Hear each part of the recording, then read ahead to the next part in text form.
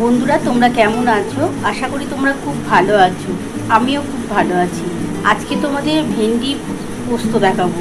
শুধু ভেন্ডি, এটার মধ্যে আলু দেবো না কিন্তু। এই ভেন্ডি পোস্ত দিয়ে দেখবে গরম ভাতে জমে যাবে পুরো। চলো বন্ধুরা, আমি পোস্তটা বেটে নিই, তারপর তোমাদের দেখাচ্ছি।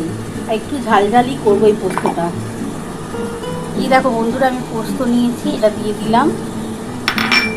আর একটু কাঁচা লঙ্কা দিলাম।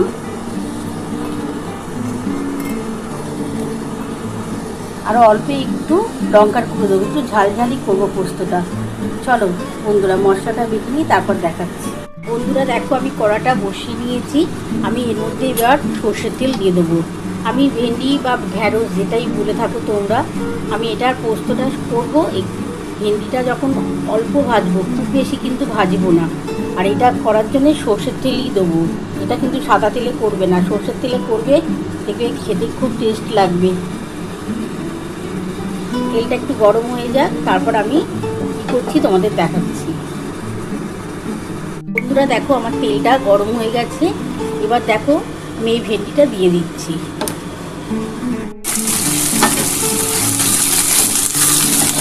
দেখো বন্ধুরা, আমি একটুখানি কমই ভাজবো ভেন্ডিটা, খুব বেশি কিন্তু ভেন্ডিটা ভাজবো না, তাহলে কিন্তু পুষ্টিটা নষ্ট হয়ে যাবে ভেন্ডি।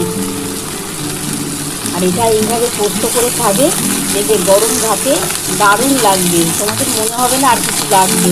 মাছ মাংস খেতেও দেখবে যে কোনো পোস্ত দিয়ে ভাত ভালো লাগে খেতে। আর এটা তো আরও বেশি ভালো লাগে, শুধু ভেন্ডি তো। আমি এর মধ্যে অল্প একটু নুন আর অল্প একটু হলুদ দেবো। বন্ধুরা, আমি অল্প একটু হলুদ দেবো, অল্প একটু দিলাম হলুদ।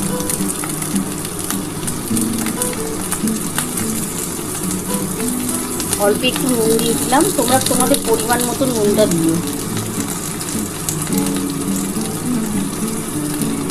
আর অল্প একটু ঝাল হওয়ার জন্য লঙ্কার গুঁড়ো দিলাম, ঝাল লঙ্কার গুঁড়ো দিলাম। আমি কাঁচা লঙ্কা কিন্তু বেটে দিয়েছি, একটু ঝাল ঝাল খাবো তার জন্য। আর অল্প একটু চিনি দেবো টেস্ট হওয়ার জন্য কিন্তু বন্ধুরা। দেখো, এই যে অল্পটুকু একটু চিনি দিলাম। এটা ভালো করে ভেজে নিই।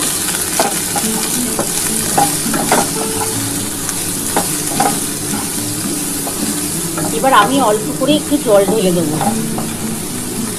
পোস্তটা কিন্তু আমি পরে দেবো। আমি অল্প করে একটু জল ঢেলে।